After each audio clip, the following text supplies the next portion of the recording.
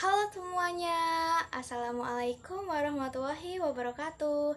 Perkenalkan, nama saya Ananda Primus Apriliana dari Rombel F dengan NIM 2401050222. Nah, pada kesempatan kali ini saya akan menjelaskan tentang perkembangbiakan hewan. Perkembangbiakan hewan merupakan proses biologis yang dilakukan oleh hewan dengan tujuan untuk mempertahankan diri dari kepunahan. Di dalam perkembangbiakan hewan terdapat dua jenis perkembangbiakan hewan, yaitu yang pertama adalah perkembangbiakan secara generatif, kemudian yang kedua adalah perkembangbiakan secara vegetatif.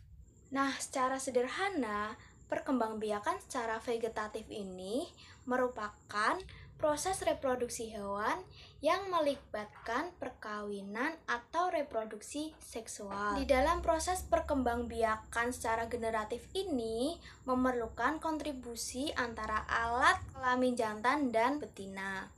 Hewan yang berkembang biak secara bertelur, melahirkan, dan melahirkan ini masuk ke dalam perkembangbiakan generatif atau reproduksi seksual tadi, atau dalam IPA bisa kita sebut sebagai ovipar, vivipar, dan kemudian yang terakhir adalah ovovivipar.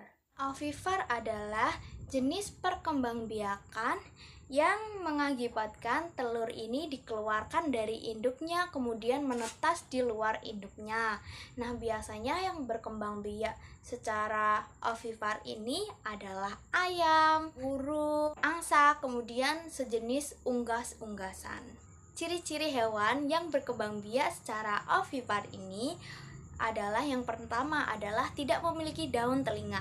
Kedua adalah memiliki bulu tetapi bukan rambut ya, seperti bulu angsa, bulu ayam gitu-gitu. Dan yang ketiga adalah tidak memiliki kelenjar susu atau bukan hewan mamalia. Yang keempat adalah tidak memiliki rahim. Hewan ovipar ini bukan hanya hewan yang hidup di darat saja, tapi di dalam air juga ada, yaitu seperti ikan. Yang kedua adalah vivipar.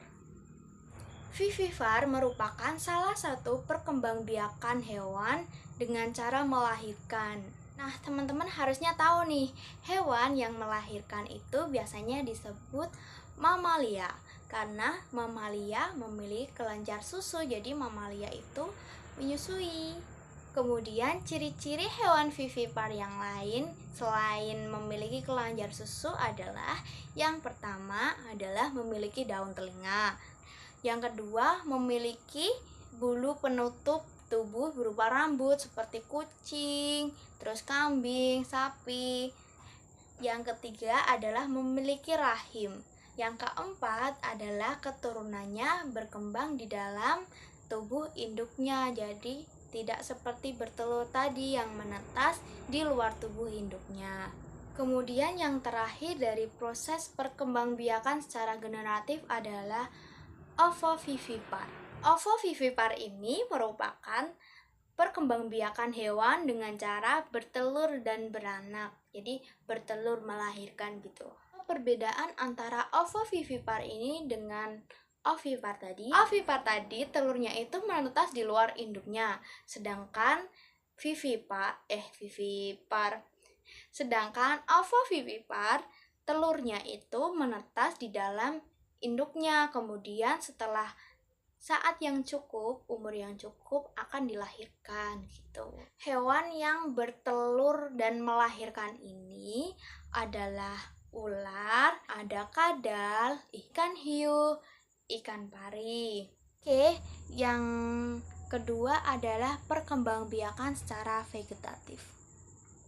Perkembangbiakan secara vegetatif adalah perkembangbiakan yang tidak melalui perkawinan. Nah, di dalam perkembangbiakan secara vegetatif ini ada perkembangbiakan fragmentasi, kemudian ada tunas, membelah diri, parthenogenesis. perkembangbiakan secara fragmentasi ini merupakan pemisahan salah satu bagian tubuh yang kemudian dapat tumbuh dan berkembang biak menjadi individu baru. Nah, biasanya perkembangbiakan secara fragmentasi ini terjadi pada cacing planaria atau cacing pipih, kemudian juga alga atau gangga.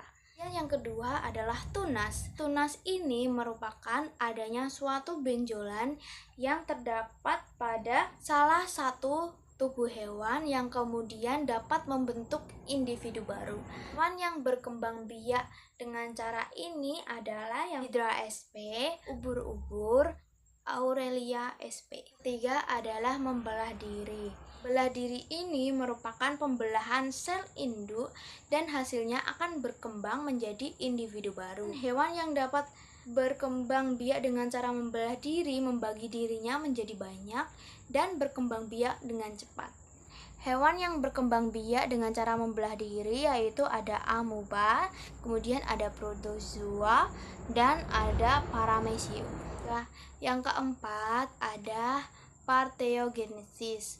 Parthenogenesis ini merupakan jenis reproduksi di mana gamet betina atau ovum tumbuh jadi embrio tanpa kehadiran gamet jantan atau sperma. Jadi parthenogenesis yang secara alami ini dialami oleh lebah, semut, tawon, kutu daun, dan kutu air. Baik, itulah video penjelasan dari saya mengenai perkembangbiakan hewan, yang mana perkembangbiakan hewan terdiri dari dua jenis, yaitu perkembangbiakan secara generatif, yang kemudian yang kedua adalah perkembangbiakan secara vegetatif. Sekian video dari saya, semoga video ini dapat bermanfaat bagi teman-teman semua dan dapat memenuhi tugas konsep dasar IPA yang diampu oleh Ibu Dr. Barokah Isdaryati, SPD, MPD. Terima kasih. Wassalamualaikum warahmatullahi wabarakatuh. See you.